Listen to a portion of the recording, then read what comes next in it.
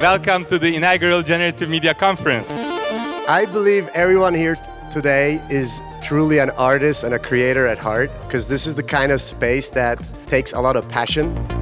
But there wasn't sort of a new technology cycle driving a lot of new adoption of the products, and so we weren't seeing the type of growth that we've seen today. And then obviously going into all kinds of domains, combining image, video, audio, and then also this kind of state that then leads to a world model, right?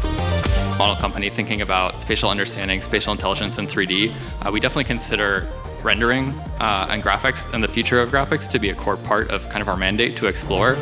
You know, there's so much excitement, enthusiasm, creativity, innovation going on in generative AI today. And the fact that you guys, not only in your own work that you're doing, but are invested in the community. Use a new medium, so it's just like I guess when you see the ocean or you see space, it's very scary, but if you tame it, then you can achieve sea travel, air travel, space travel. We are going to make a much bigger conference next year in 2026, so I hope to see you all there. Thank you so much.